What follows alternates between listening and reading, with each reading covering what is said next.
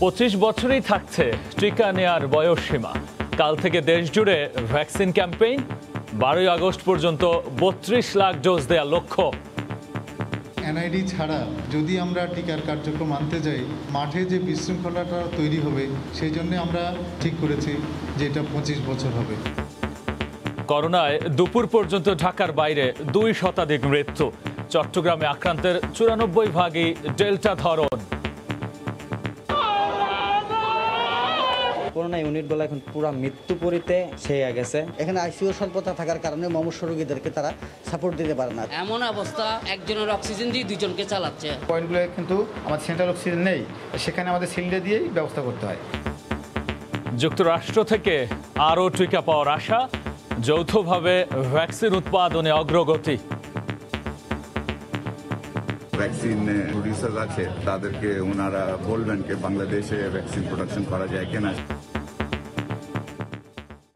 দেখছিলেন প্রধান শিরোনাম। দুপুরের সময়ে সঙ্গে আছি আমি গোলাম রাব্বি।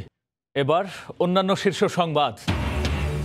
আগস্টের 5 দিনেই ডেঙ্গু রোগের সংখ্যা 1,500। করোনা সন্দেহে দেরিতে হাসপাতালে আসায় বাড়ছে জটিলতা। রাজধানীর 70 ভাগ এলাকায় এডিসের ঘনত্ব আশঙ্কাজনক। চলতি মাসেই শেষ হবে পদ্মা সেতুর সবশেষ 41 নম্বর স্প্যানে রোড স্ল্যাব বসানোর কাজ। প্রথমবারের মতো পুরো সেতুর ওপর পায়ে হেঁটে তদারকি করলেন প্রকৌশলীরা। চিত্রনায়িকা পরিমণি ও প্রযোজক রাজের মাদক মামলার তদন্ত ডিবিতে হস্তান্তর। কথিত মডেল পিয়াসা ও মৌর রিমান্ড শেষ, তোলা হতে পারে আদালতে। এবং হতাশা কাটিয়ে হাসি ফুটেছে জেলেদের মুখে। সাগরে ধরা পড়ছে বড় বড় ইলিশ। কক্সবাজারে রেকর্ড দামে বিক্রি। মাওয়ার আড়তে জমজমাট বেচা কেনা।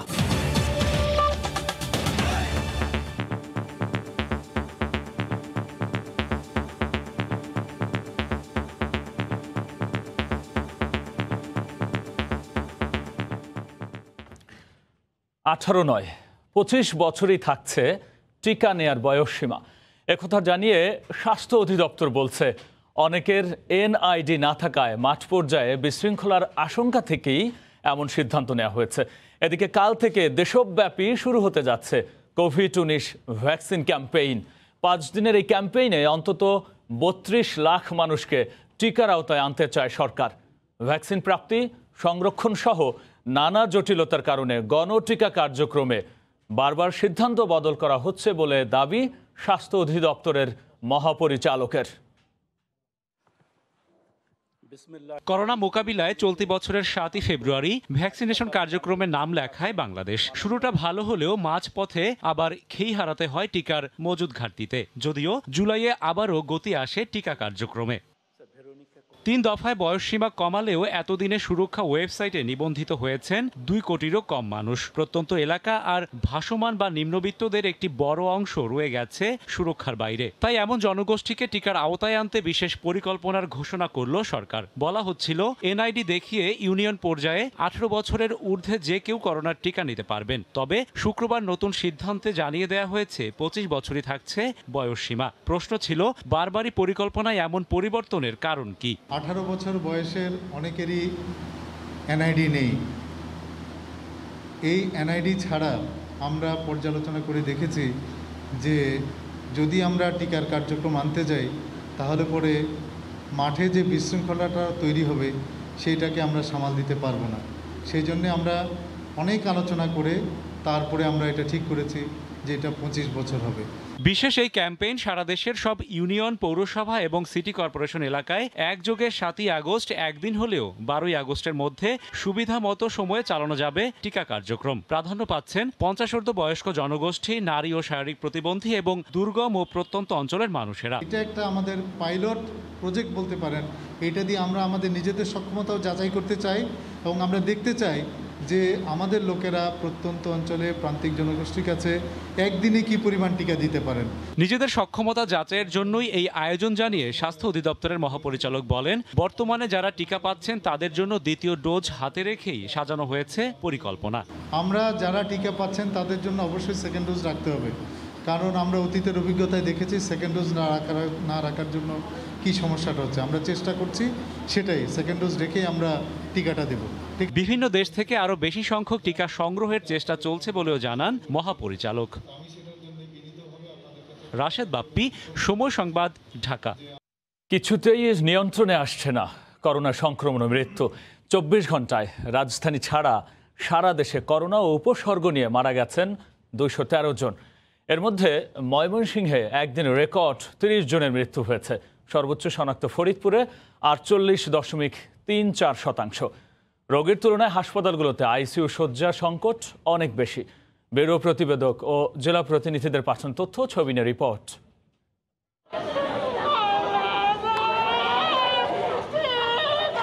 এই কান্নার শেষ কোথায় জানা নেই কারো। প্রতিদিন সকাল হলেই স্বজনহারাদের আর্তনাদে ভারী হয়ে ওঠে হাসপাতালগুলোর চত্বর। তাৎক্ষণিকভাবে আইসিইউ বেড না পাওয়ায় মুমূর্ষু রোগী নিয়ে ছোটাছুটি বাড়ছে। আমার আম্মা মৃত্যু সজ্জায় একটা অক্সিজেন লয়ে দেন স্যার। আমার আম্মা মৃত্যু সজ্জায় স্যার একটা অক্সিজেন। ময়মনসিংহ মেডিকেল কলেজ হাসপাতালে এখন পর্যন্ত সর্বোচ্চ 30 জন মারা গেছেন। এর মধ্যে ময়মনসিংহের 12 জন এবং নেত্রকোনার 9 জন। করোনা ইউনিটে 230 শয্যার বিপরীতে ভর্তি রয়েছেন 525 জন। প্রতিদিনই প্রায় স্বজনদের আহাজারি কান্নার শব্দ ভেসে আসে। শয্যা নাই, বাইরে থাকতেছে। খুব ভয়াবহ একটা পরিস্থিতি। সবচেয়ে বড় সমস্যাটা হলো আইসিইউ। মুমূর্ষু রোগীদেরকে তারা সাপোর্ট দিতে পারে না, যে কারণে এই রোগীর মৃত্যুর সংখ্যা অনেক বেড়ে যাচ্ছে। চট্টগ্রামে মারা গেছেন 17 জন। 24 ঘন্টায় 3777টি নমুনা পরীক্ষায় করোনা শনাক্ত হয়েছে 1114 জনের। রোগীর চাপ বেড়ে যাওয়ায় শয্যা সংকটে অনেককে মেঝেতে রেখেই দেয়া হচ্ছে চিকিৎসা। কোনো সিট পায় নাই, নিচে ফ্লোরে দিছে। এমন অবস্থা, একজনের অক্সিজেন দিয়ে দুজনকে চালাচ্ছে। বরিশাল শের-ই বাংলা মেডিকেল কলেজ হাসপাতালে 16 জনের মৃত্যু হয়েছে।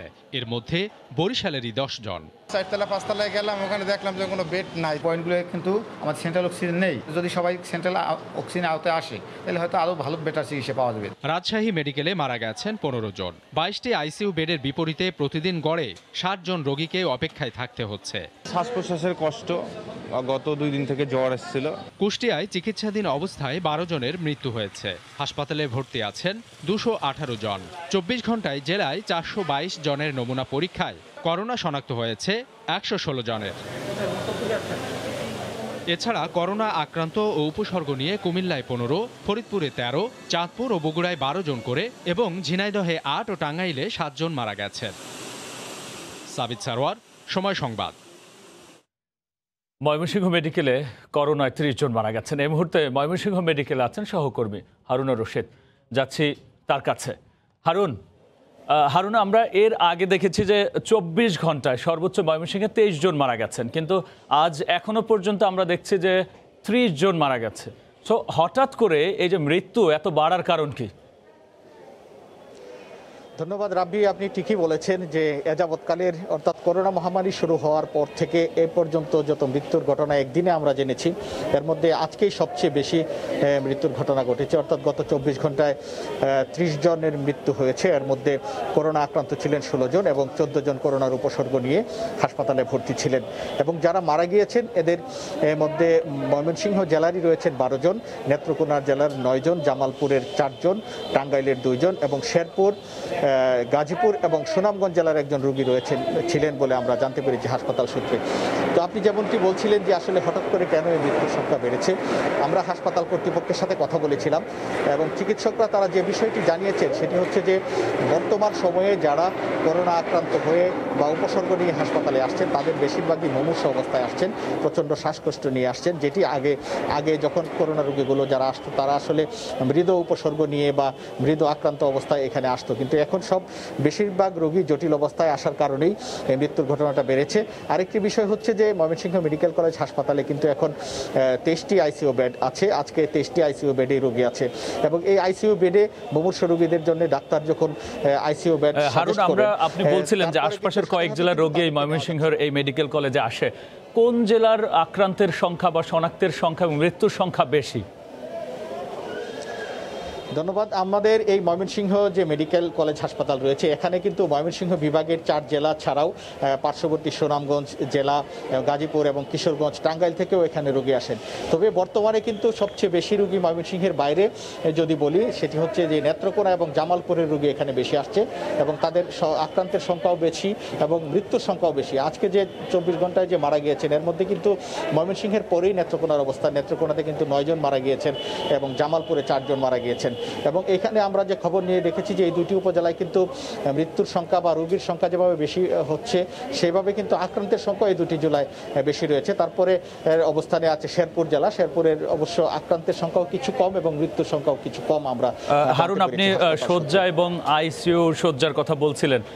অক্সিজেন সিলিন্ডারের সংকট বা শয্যা সংকট এবং স্বাস্থ্য ব্যবস্থার পরিস্থিতি, আজকের পরিস্থিতি কেমন দেখছেন?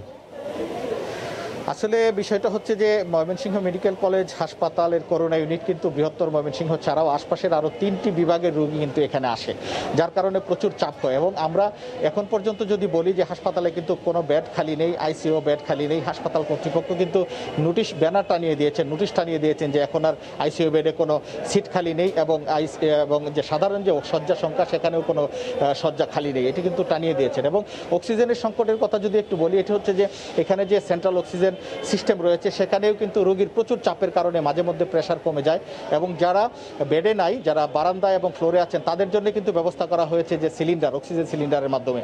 তো সেই সিলিন্ডার দিয়ে কিন্তু সংকলন করা যাচ্ছে না। বিশেষ করে সিলিন্ডারগুলো খালি হয়ে যাওয়ার জন্য রিফিল করতে হয় ঢাকা, নারায়ণগঞ্জ বা ধামরাই থেকে।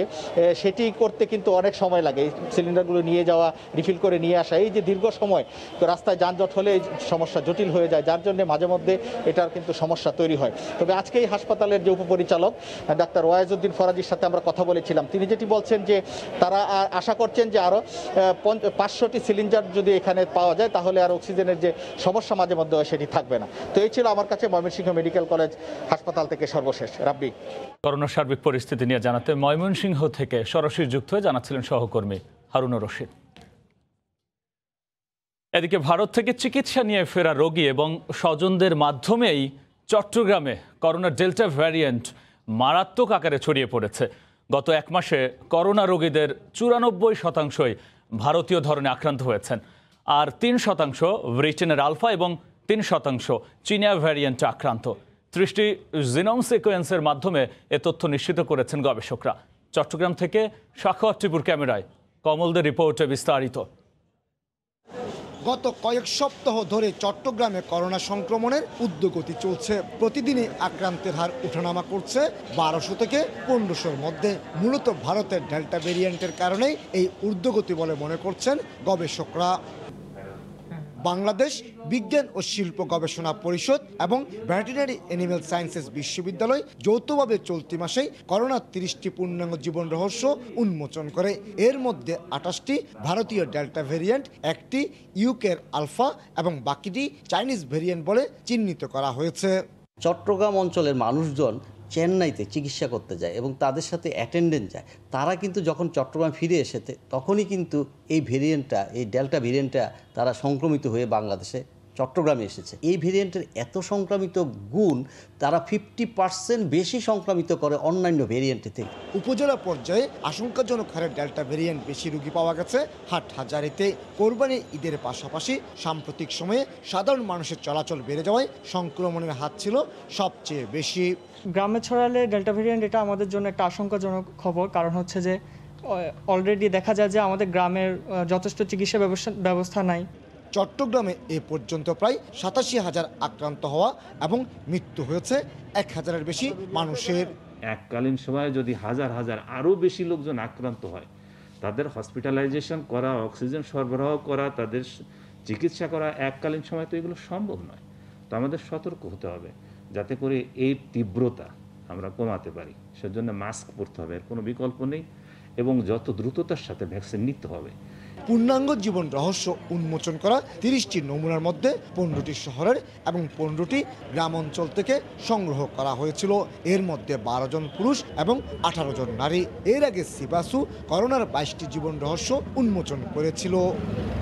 কমল দে, সময় সংবাদ, চট্টগ্রাম। বাংলাদেশে টিকার সংকট মেটাতে যুক্তরাষ্ট্রের কাছে আবেদন করা হয়। আর সেই আবেদনে সাড়া দিয়ে শেখ হাসিনা সরকারকে টিকা দিচ্ছে জো বাইডেন প্রশাসন। এবার যুক্তরাষ্ট্র সফরে যৌথভাবে ভ্যাকসিন উৎপাদন ও আরও টিকা পাওয়ার বিষয়ে কথা হয়েছে বলে জানিয়েছেন প্রধানমন্ত্রীর উপদেষ্টা Salman F Rahman. Los Angeles থেকে লস্কর আল মামুনের রিপোর্ট। বাংলাদেশে বিনিয়োগ বাড়ানোর লক্ষ্য সামনে নিয়ে যুক্তরাষ্ট্রে সম্পন্ন হলো রোড শো। এই আয়োজনের সাইডলাইনে প্রধানমন্ত্রীর উপদেষ্টা সালমান এফ রহমান চেষ্টা চালান আরও বেশি টিকা প্রাপ্তির। যুক্তরাষ্ট্র কোভিড দুর্যোগে থাকা দেশগুলোকে বিপুল পরিমাণ টিকা দেবে বলে ইতিমধ্যে জানিয়েছে। এই টিকা যেন বাংলাদেশে আসে সেই প্রতিশ্রুতি আদায় করেছেন সালমান এফ রহমান। পাশাপাশি বাংলাদেশি প্রতিষ্ঠানগুলো যেন মার্কিন ওষুধ নির্মাতা প্রতিষ্ঠানগুলোর সঙ্গে একযোগে উৎপাদনে যেতে পারে সেই প্রচেষ্টাও চালানো হচ্ছে। স্টেট ডিপার্টমেন্টের সাথে কথা বলেছি, আমি সেখানে অনুরোধ করেছি যে ভ্যাকসিনের বাংলাদেশে যেন আমরা উৎপাদন করতে পারি, সেটা ওনারা যেন আমাদেরকে সাহায্য করে।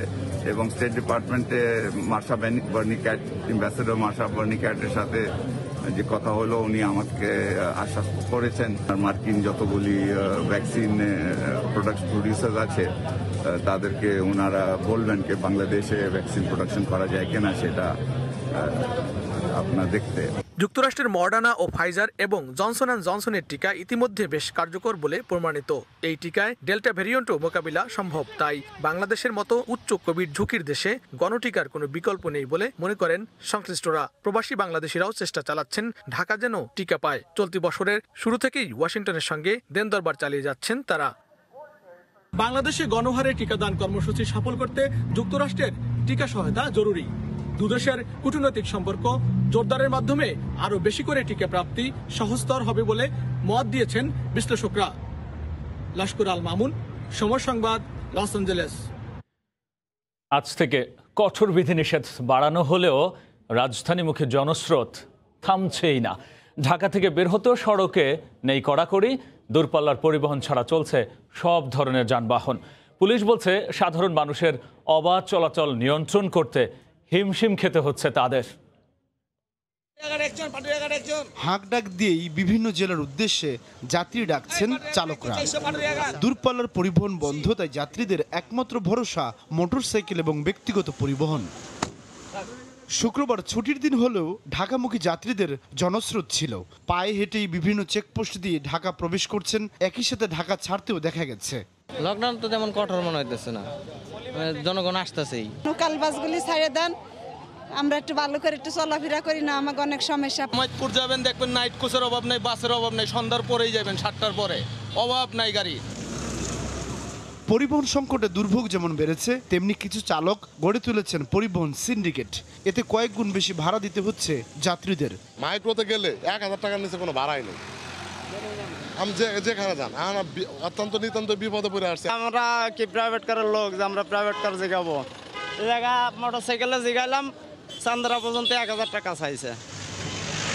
এদিকে সড়কে দায়িত্বরত আইন শৃঙ্খলা বাহিনীর সদস্যরা বলছেন, নিয়মিত মামলা করলেও দিন দিন বাড়ছে ব্যক্তিগত গাড়ি ও সাধারণ মানুষের উপস্থিতি। শুক্রবার দিন হিসেবে কিছু কিছু গাড়ি, ফ্যাক্টরি গাড়ি কিছু খোলা আছে, ফ্যাক্টরি গাড়িগুলো পাচ্ছি, আর পণ্যবী গাড়িগুলো তো চলছেই, এটা আগে থেকে সরকারি নির্দেশের মোতাবেক। ওটাতে পায়ে হাঁটা লোকের সংখ্যাটা বেশি। গত 23 জুলাই শুরু হওয়া কঠোর বিধিনিষেধ তৃতীয় দফা বাড়িয়ে শেষ হচ্ছে আগামী 10 আগস্ট। সাদাত রহমতুল্লাহ, সময় সংবাদ, ঢাকা। চলতি মাসের প্রথম 5 দিনেই দেশে ডেঙ্গু রোগের সংখ্যা প্রায় 1,500, যা গত এক মাসের তুলনায় দ্বিগুণ। বড়দের পাশাপাশি উদ্বেগজনক হারে বাড়ছে শিশু রোগের সংখ্যাও। তাই চিকিৎসকরা বলছেন, করোনা সন্দেহে অনেকে দেরিতে হাসপাতালে আসায় বাড়ছে জটিলতা। রাজধানীর 70 এলাকায় এডিসের ঘনত্ব আশঙ্কাজনক। রাজধানীর মুগদার এই গৃহিণী এক সপ্তাহ আগেই ডেঙ্গু থেকে সেরে না উঠতেই আক্রান্ত হয়েছে তার 4 বছরের শিশুকন্যা পরি।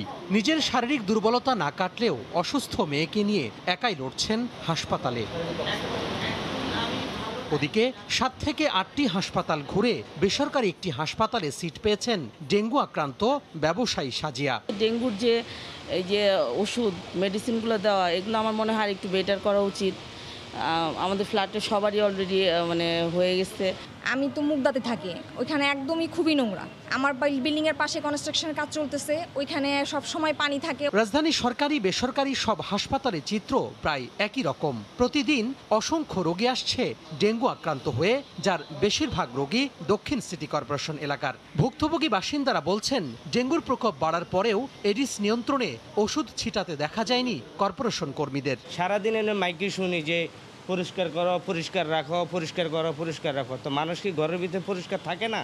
যেই মেডিসিন দিয়া তাড়ানো দরকার সেই মেডিসিন আসলে মনে হয় দেয় না ওরা। মশা মারা যে ধোঁয়াটা দেয়, ধোঁয়ার ভিতরে আপনার হচ্ছে মশা করতেছে।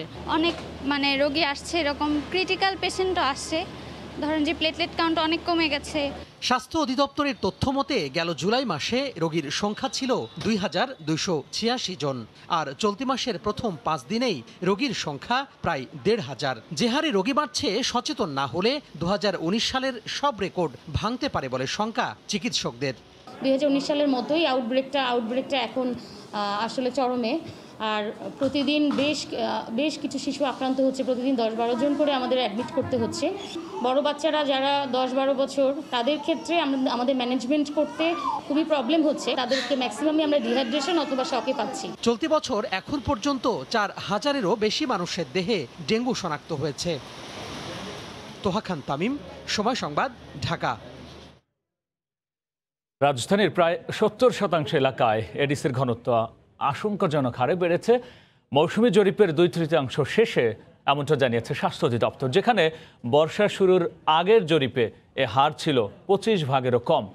বর্ষার ধরন আর অসচেতনতাকে এর জন্য দায়ী করছেন তারা। রাশেদ লিমনের রিপোর্ট। ডেঙ্গু বাহক এডিসের ঘনত্ব জানতে প্রতি বছরই বর্ষা মৌসুমে ও এর আগে ও পরে ৩ দফায় জরিপ করে স্বাস্থ্য অধিদপ্তর। চলতি বর্ষায়ও শুরু হয়েছে মৌসুমি জরিপ, মিলছে এডিসের লার্ভা। সেটা তো আমাদের মিস্টেক, ডেফিনেটলি দারোয়ান যখন নাই আমার নিজের দায়িত্বে আমার এটা করা উচিত ছিল। স্কার্টের টায়ারগুলোতে, তারপর হচ্ছে ড্রামের মধ্যে, এগুলো জায়গায় বেশি পাওয়া হচ্ছে। আর construction always is going on. ঢাকার ২ সিটি কর্পোরেশনের ৯৮টি ওয়ার্ডের মধ্যে ৯৬টি ওয়ার্ডে ১টি করে এলাকা এবং উত্তরা ও ধানমন্ডিতে ২টি করে এলাকা নিয়ে ১০ দিনে ১০০টি এলাকায় এই জরিপ পরিচালনা করা হয়। প্রতিটি এলাকায় আবার ৩০টি বাড়ি দৈব চয়ন ভিত্তিতে নির্ণয় করে সেখানে খোঁজা হয় লার্ভা। সেখান থেকে ব্রুটো ইন্ডেক্স ২০টিরও বেশি পেলে তাকে আশঙ্কাজনক হিসাবে ধরা হয়। প্রতি এলাকায় পাওয়া ১০০টি পাত্র কিংবা স্বচ্ছ পানি জমে আছে এমন জায়গায় ২০টিতে এডিসের লার্ভা মিললে তাকে ঝুঁকিপূর্ণ হিসেবে বিবেচনা করা হয়। এবারের বর্ষায় ৭ দিনের জরিপ শেষে অধিদপ্তর বলছে প্রায় ৭০ ভাগ এলাকায় ব্রুটো ইন্ডেক্স ২০-এর বেশি। বর্ষার আগের জরিপে যা ছিল প্রায় ২৫ ভাগ। গত ৭ দিনে ৭০টা ওয়ার্ডে কাজ করেছি। ৭০টা ওয়ার্ডের মধ্যে মোর দ্যান 70% ওয়ার্ডেই BI-20 উপরে আমরা পেয়েছি, যেটা ডেঙ্গু এডিস মশা বাড়ার পাশাপাশি ডেঙ্গু হওয়ার জন্য যথেষ্ট অনুকূল পরিবেশ রয়েছে। অধিদপ্তরের রোগ নিয়ন্ত্রণ শাখা বলছে এবারের বর্ষার ধরন ও অসচেতনতাই বাড়ছে এডিসের প্রকোপ, বাড়ছে ডেঙ্গু। ২-৩ দিন কোনো বৃষ্টি নাই, তারপরে আবার বৃষ্টি হচ্ছে, এবং এইটাই হচ্ছে গিয়ে এইবারের যেটা আমরা দেখলাম, যেটা গত বছরও হয়নি।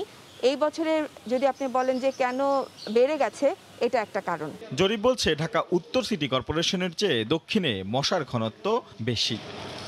রাশেদ লিমন, সময় সংবাদ, ঢাকা। চিত্রনায়িকা পরিমণি ও প্রযোজক নজরুল ইসলাম রাজের বিরুদ্ধে দায়ের হওয়া মাদক মামলার তদন্তভার গোয়েন্দা পুলিশের কাছে হস্তান্তর করা হয়েছে। এ বিষয়ে কথা বলছেন ডিবির যুগ্ম কমিশনার হারুনা রশিদ। আমরা সরাসরি যাচ্ছি তার ব্রিফিংয়ে। আমরা মনে করি আমরা শীঘ্রই সবাইকে আইনের আওতায় আনতে পারবো। আরেকটা বিষয়, একজন মহিলার কথা বলছেন, মহিলাকে আমরা কি একটু বলতে পারবো যে চয়নিকা চৌধুরী দাবি করেছিলেন তার মেয়ের মতো তাকে দেখেন, কিন্তু আমরা এই মহিলার নামটা এখন বলছি না, তবে আমরা নজরদারিতে রাখছি। আমরা শীঘ্রই জিজ্ঞাসাবাদের জন্য নিয়ে আসবো।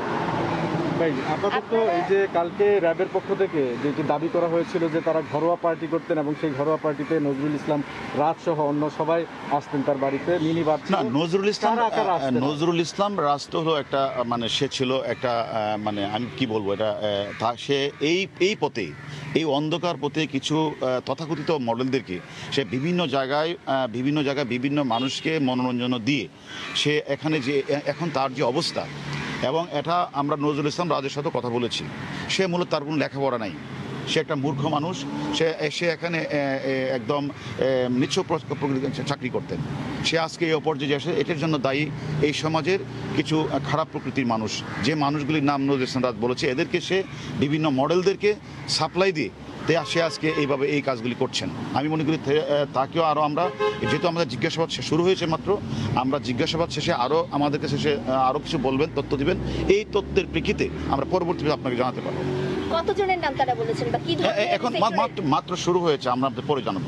কি ধরনের সেক্টরের লোকজনের নাম বলেছেন? সে আসলে যেটা বলেন, সে তো মাঝে মাঝে বলেন যে আমরা উচ্চ মধ্যবিত্ত অনেক বড় লোকের সন্তান, এইসব নাম সে বলছেন। তা আমরা আসলে এইসব ঘরোয়া পার্টিতেই তারা এইভাবে কাজগুলি করতেন। তা আমি মনে করি সকলের নামই আমরা নোট করছি এবং আপনাদের পরবর্তী প্রয়োজন জানানো হবে। চিত্রনায়ক জায়েদ খান আমাদের কাছে রয়েছে। ভাই, কি ধরনের অভিযোগে আপনারা এখন রিমান্ডে জিজ্ঞাসাবাদ করছেন? আমরা জিজ্ঞাসাবাদ করছি, আমরা পরে জানাবো। কি ধরনের অভিযোগে জিজ্ঞাসাবাদ? তার বিরুদ্ধে তো অভিযোগ আছে, সে সে একদিকে পরিচিতি দিতেন, সে একজন সিনেমা বা নায়িকা পরিচিতি দিতেন, কিন্তু এর আড়ালে উনি যে খারাপ ব্যবসাগুলি করতেন এবং এই ব্যবসাগুলিতে কারা তাকে প্যাট্রোনাইজ করেছেন, এই কথাগুলি সেও স্বীকার করেছেন এবং আমরা ওগুলিকে নজরদারি করছি। অলরেডি তো আপনারা যে কথা বলেছেন জেমির কথা, জেমিকে আমরা অত শীঘ্রই গ্রেপ্তার করবো। চিত্রনায়িকা পরিমণীয় প্রযোজক নজরুল ইসলাম রাজের বিরুদ্ধে দায়ের হওয়া মাদক মামলার সর্বশেষ নিয়ে কথা বলছিলেন ডিবির যুগ্ম কমিশনার হারুনুর রশিদ। এদিকে কথিত মডেল পিয়াসা ও মৌয়ের রিমান্ড শেষে আজ আদালতে তোলার কথা রয়েছে। এই মুহূর্তে ঢাকার নিম্ন আদালতে আছেন রিপোর্টার সেলিয়া সুলতানা। সরাসরি যাচ্ছি তার কাছে। সেলিয়া, তাদের আদালতে তোলার পর আইনি প্রক্রিয়া আর কি হতে পারে? রাব্বি, ধন্যবাদ।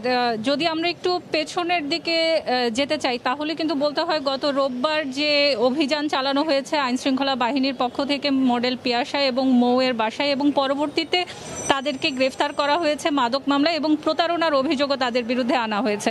পরবর্তীতে যে বিষয়টি ঘটেছে যে 3 দিনের রিমান্ড আদালত মঞ্জুর করেছেন দুজনের ক্ষেত্রে। আজ রিমান্ড শেষে তাদেরকে নিয়ে আসা হয়েছে আদালতে। আপনি যে বিষয়টা জানতে চাচ্ছেন যে পরবর্তী পদক্ষেপ বা পরবর্তী অবস্থা আসলে কি, বিষয়টি হচ্ছে যে এই মুহূর্তে তাদের ব্যাপারে যে প্রতারণা বা মাদক মামলা যেগুলো আছে, পরবর্তী পর্যায়ে কিন্তু পুলিশকে এই মামলাগুলোর বিষয়ে কিন্তু তদন্ত রিপোর্ট প্রতিবেদন দিতে হবে আদালতে, এবং সে প্রেক্ষিতে কিন্তু যারা আসলে ভুক্তভোগী হিসেবে দাবি করেছেন বা পুলিশের কাছে অভিযোগ করেছেন, সাক্ষী হিসেবে কিন্তু তাদেরকে আদালতে আসতে হবে এবং তাদের সামনে দাঁড়াতে হবে। এই বিষয়গুলো যেমন আছে, তবে আজকের বিষয়টি যদি আমরা জানাতে চাই সেক্ষেত্রে এখন পর্যন্ত আমরা বিভিন্ন মাধ্যমে জানতে পেরেছি তাদের এখন পর্যন্ত কোনো ধরনের পুনরায় রিমান্ডে নেওয়ার কোনো ধরনের পরিকল্পনা আসলে আইনশৃঙ্খলা বাহিনীর নেই। তবে জামিন নেওয়ার এক ধরনের প্রস্তুতি রয়েছে মডেল পিয়াসা এবং মৌয়ের আইনজীবীদের। এখন পর্যন্ত এটি আসলে জানা যাচ্ছে। তবে যদি জামিন আবেদন করা হয় এবং রিমান্ড আবেদন না করা হয় সেক্ষেত্রে কিন্তু তাদেরকে আদালতে তোলা হবে না। তবে কিছুক্ষণ আগেই কিন্তু তাদেরকে আদালতের এখানে যে হাজত রয়েছে সেখানে কিন্তু নিয়ে আসা হয়েছে। এই মুহূর্তে তারা আসলে হাজতখানায় রয়েছেন। তবে পরবর্তী যে পদক্ষেপগুলো রয়েছে কোর্টের, সে কোর্টের প্রেক্ষিতগুলো কিন্তু এখন পর্যন্ত আসলে শুরু হয়নি। সেক্ষেত্রে পরবর্তী পদক্ষেপ বা পরবর্তী যে নির্দেশনাগুলো বা আদেশগুলো কোর্ট থেকে আসবে সে বিষয়ে আমরা আপনাদেরকে পরে জানাতে পারবো। রাব্বি, কথিত মডেল পিয়াসা ও মৌয়ের রিমান্ড শেষে আদালতে তোলা সর্বশেষ নিয়ে ঢাকার নিম্ন আদালত থেকে সরাসরি যুক্ত হয়ে জানাচ্ছিলেন সহকর্মী সেলিয়া সুলতানা। পদ্মা সেতুর সড়ক পথের 40টি স্প্যানে রোড স্ল্যাব বসে গেছে, বাকি একটিতে কাজ চলছে। পদ্মা সেতুর প্রকল্প ব্যবস্থাপক পুরো সেতুর ওপর পায়ে হেঁটে পাড়ি দেন পদ্মা। জানান নির্ধারিত সময়ের 1 মাস আগেই স্ল্যাব বসানো সম্পন্ন হবে। এরপর যান চলাচলের জন্য বাকি থাকবে শুধু কার্পেটিং। বিস্তারিত নাসিরুদ্দিন উজ্জ্বলের রিপোর্টে, ছবি তুলেছেন আবু সাইদ। আর মাত্র একটি স্প্যানে রোড স্ল্যাব বসানো বাকি। পদ্মা সেতুর 41 স্প্যানের 40টিতেই বসে গেছে রোড স্ল্যাব। 6.15 কিলোমিটার সেতুর 6 কিলোমিটারে এখন গাড়ি চলতে পারছে। মহাপ্রান্তের 12 ও 13 নম্বর খুঁটির মাঝখানে 2F স্প্যানটিতে মাত্র 150 মিটার রোড স্ল্যাব বসে গেলেই স্বপ্নের পদ্মা সেতুর সড়কপথ নির্মাণ শেষ হবে। যান চলাচলের জন্য বাকি থাকবে শুধু কার্পেটিং। এরকম বড় একটা প্রজেক্ট আমাদের বাংলাদেশে, আসলে এটা আমাদের খুবই গর্বের বিষয়। এই প্রজেক্টে আমরা যারা কাজ করতেছি, কাজ করতে পেরে গর্বিত। আর আমাদের কাজ প্রায় শেষের দিকে। আর সিসিটিরা স্ল্যাব বসলেই এই স্ল্যাবের কাজ সমাপ্ত হয়ে যাবে। প্রকল্প ব্যবস্থাপক শুক্রবার প্রথমবারের মতো পায়ে হেঁটে পদ্মা সেতুর সড়কপথ পাড়ি দেন। এ সময় তিনি জানান, টার্গেট ছিল সেপ্টেম্বরে, কিন্তু আগস্টেই সব স্ল্যাব বসানো সম্ভব হবে। দিন রাত 3 শিফটে কাজ করছে দেশি বিদেশি কর্মীরা। আমাদের টার্গেট ছিল 30শে সেপ্টেম্বর। আমরা যদি আগস্ট মাসে শেষ করতে পারি, 1 মাস আগে শেষ করে রোড স্ল্যাব বসানো শেষ করতে পারবো, এটা আমাদের জন্য খুবই স্বস্তিদায়ক। চলতি মাসের 5 দিনেই বসে গেছে 20টি স্ল্যাব। ইতিমধ্যে গত জুনেই শেষ হয়েছে রেলের সবকটি 2959টি স্ল্যাব বসানোর কাজ। স্বপ্নের পদ্মা সেতুর সবশেষ স্প্যানে এখন রোড স্ল্যাব বসছে। 2917টির মধ্যে বসানো বাকি মাত্র 66টি। মুন্সিগঞ্জের মাওয়া থেকে নাসির উদ্দিন উজ্জ্বল, সময় সংবাদ। হতাশা কাটিয়ে সবার মুখে ফিরেছে হাসি, দেখা মিলছে বড় বড় ইলিশের। আর তাই কক্সবাজারে এবারই প্রথম 100 ইলিশ সর্বোচ্চ 1,65,000 টাকা বিক্রি হচ্ছে, যা অতীতে কোনো সময় বিক্রি হয়নি। আর এতে দারুণ খুশি জেলে থেকে শুরু করে ট্রলার মালিক ও মৎস্য ব্যবসায়ীরা। আরও কয়েকদিন পর অবতরণ কেন্দ্র ইলিশের সয়লাভ হবে বলে আশা করছেন কেন্দ্রের ব্যবস্থাপক। সুজাউদ্দিন রুবেলের রিপোর্ট। সাগর থেকে মাছ শিকার শেষে বাঁকখালী নদীতে ফিরছে একের পর এক ট্রলার। বৃষ্টি উপেক্ষা করে ট্রলারগুলো দ্রুত ভিড়ছে ঘাটে। এরপরই ট্রলারের কাছে দ্রুত ছুটে যাচ্ছেন মৎস্য ব্যবসায়ীরা। শুরু হয় জেলে, ট্রলার মালিক ও মৎস্য ব্যবসায়ীদের মধ্যে তুমুল যুদ্ধ।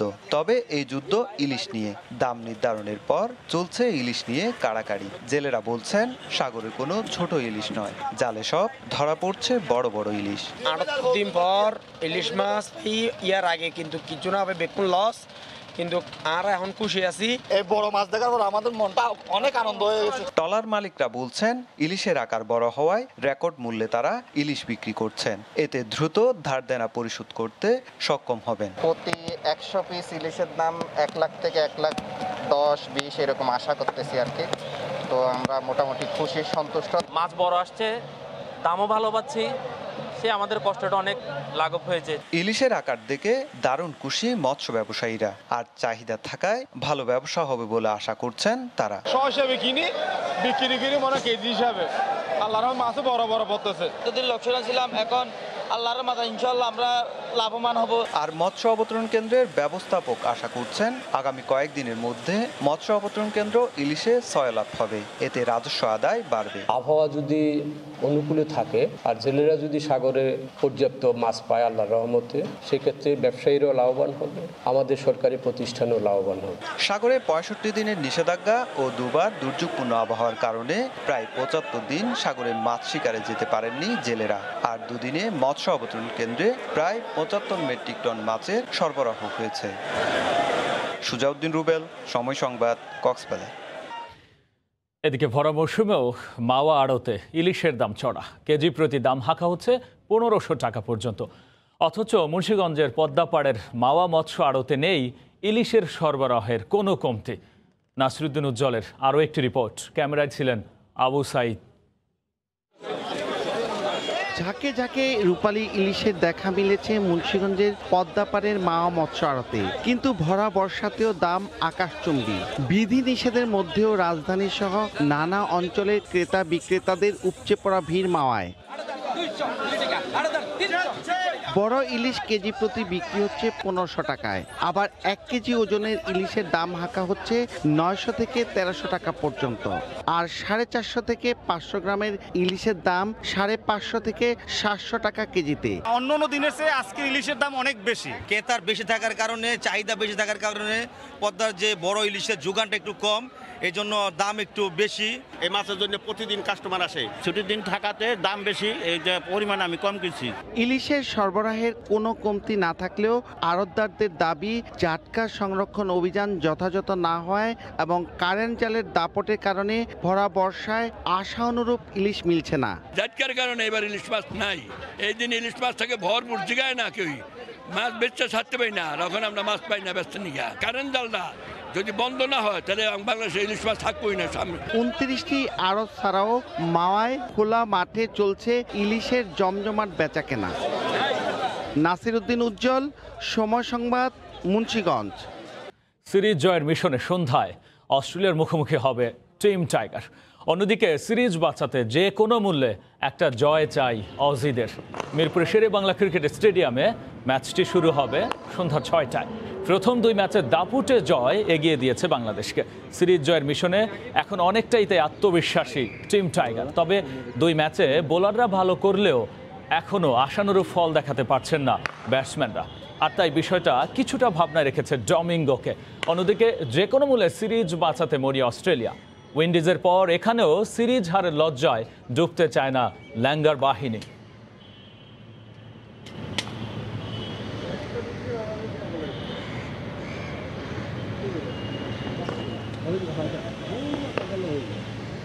এই মুহূর্তে মিরপুর শেরে বাংলা জাতীয় ক্রিকেট স্টেডিয়ামে আছেন রিপোর্টার তারেক হাসান শিমুল। সরাসরি যাচ্ছি তার কাছে। শিমুল, রাব্বি, আসলে ব্যাটিংটা নিয়ে চিন্তা থাকলেও রাসেল ডোমিঙ্গো নিশ্চয়ই আসলে যে 2টি ম্যাচে বাংলাদেশের উইনিং পারফরমেন্স, সেই পারফরমেন্সের দিকে বিবেচনা করে হয়তোবা উইনিং কম্বিনেশনটা না ভাঙার পক্ষেই থাকবেন। আমরা আসলে যতটুকু এখন পর্যন্ত আসলে জানতে পেরেছি যে বাংলাদেশ দল অর্থাৎ এই আগের 2 ম্যাচে যারা আসলে পারফর্ম করেছেন বা যারা পারফর্ম করতে পারেননি তাদেরও আসলে এই ম্যাচে সুযোগ দেয়। তবে যদি বলি যে এই ম্যাচটা নিশ্চয়ই একেবারে যেই 2টি ম্যাচে জয় পেয়েছে তার মতো একেবারে হওয়ার কথা নয়। কারণ কি অস্ট্রেলিয়ার জন্য এটি একটা বড় লজ্জা হচ্ছে। কারণ কি অস্ট্রেলিয়া গণমাধ্যমগুলোকে আমরা যখন দেখি যে অনেকটা তুলোধুলো করা হচ্ছে অস্ট্রেলিয়াকে, সেই জায়গা থেকে সিরিজ বাঁচানোর এই মিশনটি নিশ্চয়ই অস্ট্রেলিয়া তাদের সেরা ক্রিকেটটা খেলবে এবং কি তাদের একাদশে হয়তোবা পরিবর্তন আমরা দেখতে পারি। সেক্ষেত্রে অ্যালেক্স ক্যারিকে হয়তোবা ওপেনিং আমরা নাও দেখতে পারি, যেটা আমরা আসলে অ্যালেক্স ক্যারির পারফরমেন্স দেখেছি ওয়েস্ট ইন্ডিজের বিপক্ষে সফর থেকে শুরু করে বাংলাদেশে যে 2টি ম্যাচ খেলেছে একেবারেই ফ্লপ রয়েছেন। তাছাড়াও যদি বলি অস্ট্রেলিয়ার টপ অর্ডারের কথা, সেই জায়গাতেও কিন্তু যে মানের তারা ক্রিকেটার তারা কিন্তু সেই ছন্দটা দেখাতে পারেনি। বাংলাদেশের এই কন্ডিশনের সাথে একেবারে অচেনা বা অপরিচিত বলেই ধারণা করা হচ্ছে এই পারফরমেন্সটা। সেই জায়গায় অস্ট্রেলিয়ার একাদশে হয়তো বা পরিবর্তন আসতে পারে। বাংলাদেশের জন্য যেই বড় চিন্তার বিষয়টা যে টপ অর্ডারের রান পাওয়ার বিষয়টা, যেটা আসলে আমরা দেখেছি যে আফিফ কিংবা নুরুল হাসান সোহান থেকে শুরু করে তারা নিচের দিকে রান পাচ্ছে, কিন্তু উপরে সাকিব কিংবা নাইম শেখকেও দেখেছি আমরা একটি ম্যাচে, সেই জায়গাটায় তারা ছন্দ ধরে রাখতে হবে। পাশাপাশি আরেকটা বিষয় বাংলাদেশের জন্য নিশ্চয়ই চিন্তা, যেহেতু বাংলাদেশ এখন ছন্দে রয়েছে, ওয়েদারটা আসলে কি এখন পর্যন্ত মিরপুরে যে ওয়েদারটা আমরা দেখেছি যে 33 ডিগ্রি সেলসিয়াস, তবে এটা আসলে রিয়েল যে অনুভূত হচ্ছে সেটা প্রায় 40 ডিগ্রি সেলসিয়াস পর্যন্ত, যেখানে এখানে একটা ব্যবসা গরম অনুভূত হচ্ছে। আবহাওয়া অফিসের সাথে আমরা যোগাযোগ করেছিলাম, সেখান থেকে আসলে যেটা তারা বলছিলেন যে আসলে সন্ধ্যার পর থেকে তাপমাত্রা কমবে, তবে সেটাও প্রায় 34 থেকে 35 ডিগ্রি সেলসিয়াস রিয়েল অনুভূত হবে। তবে সেটা দেখাবে 28 থেকে 29 ডিগ্রি সেলসিয়াস। তবে 8টা কি 9টার পর থেকে আকাশ বৃষ্টির সম্ভাবনা রয়েছে, যেটা আমরা আসলে দেখেছি ওয়েদার ফোরকাস্টে। সেক্ষেত্রে একটা শঙ্কা থেকে যায় বাংলাদেশের এই ম্যাচটাকে নিয়ে, যদি বৃষ্টি চলে আসে সেই ক্ষেত্রে কিন্তু হয়তোবা পরের যে হয়তো সেই জায়গাটা থেকে নিশ্চয়ই একটা বাংলাদেশের জন্য ওয়েদার যেন খারাপের দিকে না যায় সেই প্রত্যাশাটাই থাকবে। তো রাব্বি, আমার কাছে মিরপুর থেকে এই ছিল সবশেষ। মিরপুর থেকে সরাসরি যুক্ত হয়ে জানাচ্ছিলেন সহকর্মী তারেক হাসান শিমুল। দুপুরের সময় শীর্ষ সংবাদ জানিয়ে দিচ্ছে আরও একবার। 25 বছরই থাকছে টিকা নেয়ার বয়সসীমা। কাল থেকে দেশ জুড়ে ভ্যাকসিন ক্যাম্পেইন। ঢাকার বাইরে 2 শতাধিক মৃত্যু। চট্টগ্রামে আক্রান্তের 94 ভাগে ডেল্টা ধরন। আগস্টের 5 দিনেই ডেঙ্গু রোগের সংখ্যা 1,500। করোনা সন্দেহে দেরিতে হাসপাতালে আসায় বাড়ছে জটিলতা। রাজধানীর 70 ভাগ এলাকায় এডিসের ঘনত্ব আশঙ্কাজনক। এবং চলতি মাসেই শেষ হবে পদ্মা সেতুর সবশেষ 41 নম্বরের স্প্যানে রোড স্ল্যাব বসানোর কাজ। প্রথমবারের মতো পুরো সেতুর ওপর পায়ে হেঁটে তদারকি করলেন প্রকৌশলীরা। এই ছিল দুপুরের সময়। সঙ্গেই থাকুন সময়।